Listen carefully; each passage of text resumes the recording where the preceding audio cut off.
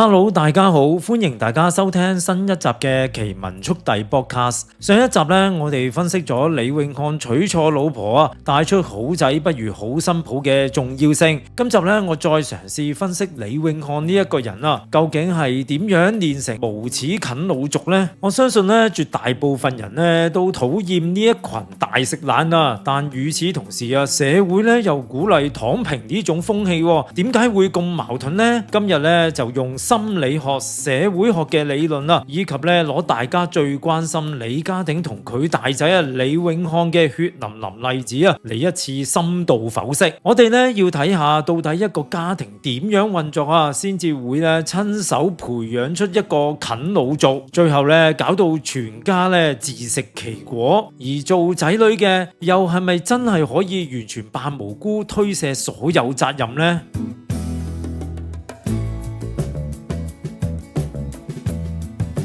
好，我哋咧先由一個細路仔嘅成長開始講起。如果你細心去睇下呢個專出啃老族嘅家庭你會發現呢個悲劇咧其實早有先兆。好多咧上一代嘅父母脾氣好差，好中意掃興，而且動不動咧就否定仔女。個細路仔咧喺幾歲大嗰陣時咧，每次想試新嘢，想去探索下個世界，想發表下意見，個老豆或者個老母咧就一巴掌或者一句咧打沉佢，你識條鐵咩？你咁笨點會做到啫？唔好搞咁多嘢啦，聽我講就得噶啦。久而久之呢個細路仔會變成點？喺心理學呢個叫做習得性無助，即係咧佢唔係天生咧唔想成長，而係佢喺同父母互動嘅過程入邊學識咗一個好悲哀、好窒息嘅生存邏輯，就係做多錯多。只要我咩都唔做，咩都唔探索，咩都唔爭取，我就唔會俾人鬧啦，唔會被否定。因為咧長期咧困喺呢種打壓式嘅教育度佢哋咧嘅人際關係咧係無從發展嘅，社會觸覺咧係從來冇生過出嚟嘅。去到最後，連搞清楚自己有咩能力，自己想要啲咩人生，都變成一件太奢侈嘅事啦。佢哋長大之後，一踏入社會就會赫然發現外面嘅世界原來咁殘酷，咁多挫折嘅。而最緊要嘅係佢哋喺屋企發現咗一個終極嘅秘密，原來咧我唔使賺錢都有人養我反正出去都係撞板噶啦，留喺屋企反而最安全最舒適。於是啃老咧對佢嚟講咧已經唔係一個貪玩嘅選擇啦，而係一種咧由細到大咧學翻嚟嘅生存模式，縮埋一邊等。唔好喐。最可悲嘅係呢一套生存嘅模式咧，係上一代咧親手教落去嘅。班父母以為自己咧好保護仔女，其實係一刀一刀咁樣割斷咗仔女同外面嘅世界嘅聯繫。啃老嘅根多數唔係喺子女身上，而係喺父母嘅控制欲同埋盲目嘅包容下產生嘅。我哋攞鼎爺李家鼎呢個家庭嚟做一個最經典嘅個案心理學咧有一個概念叫做家庭系統理論呢個理論咧指出，每個家庭咧其實唔係由單獨嘅個體組合而成嘅，而係一個咧情緒同行為互相牽引嘅網絡。呢個網絡入邊成員咧會不自覺地分配或者去扮演某啲功能嘅角色，好似咧排緊一出寫好晒劇本嘅戲一樣。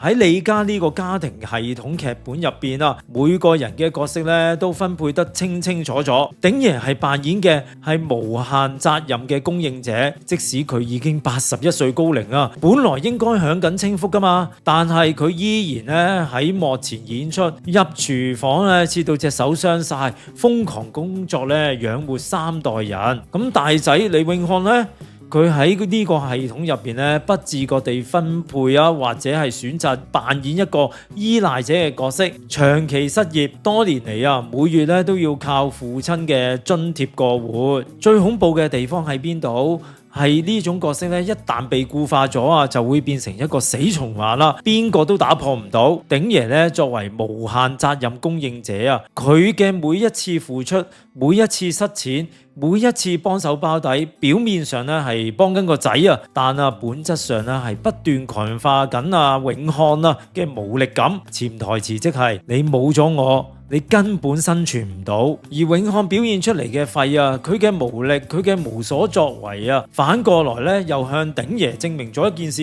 你睇個仔冇咗你真係唔得噶，我絕對唔能夠放手噶。類似嘅極端例子台灣都有一個就係藝人狄恩同孫鵬個仔孫佐安啦。狄恩咧將自己包裝成全能保護者，個仔食飯要盯住，一舉一動咧要管住，結果咧個仔被剝奪咗正常成長嘅功能，去到美國就因為咧心理扭曲咧鬧出咗槍擊案嘅醜聞。出事之後，父母用盡千萬家財去救，翻到台灣個仔依然四處闖禍，父母嘅不能放手，完美對應咗個仔無法自理，最後全家人一齊慢性自殺。一個健康嘅家庭就係要有一條界線，亦即係心理學上邊所講嘅界線理論啦。當仔女喺細路仔嘅時候，界線係單向照顧，父母咧有責任養育。但當仔女一旦成長之後，甚至步入中年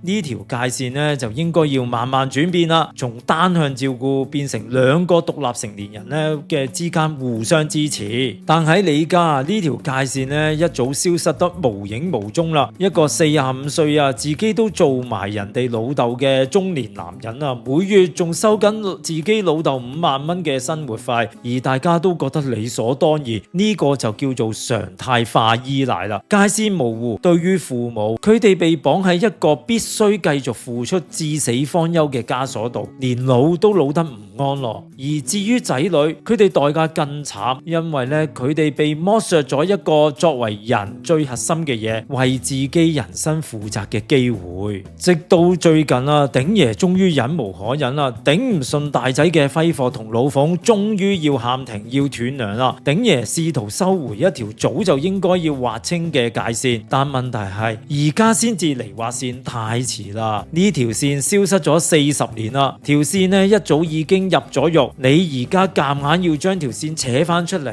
一扯就必然會血肉模糊。對於長期扮演依賴者嘅永漢嚟講佢已經失去咗社會嘅生存能力，你突然抽走個救生圈，變相逼佢入絕路，最終咧演變成一場家庭嘅悲劇同仇恨。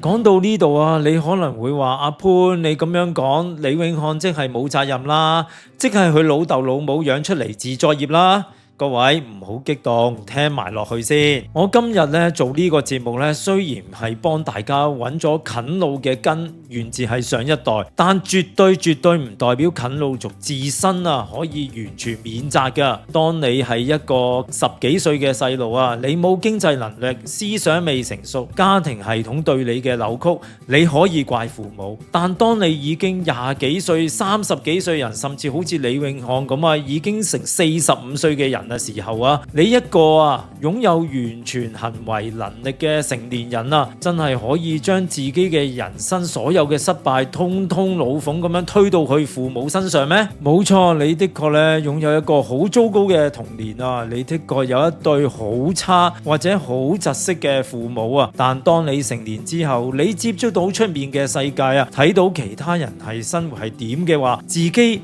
唔反省不特止，仲繼續扮受害者，繼續沉淪唔自救，咁就真係咎由自取啦。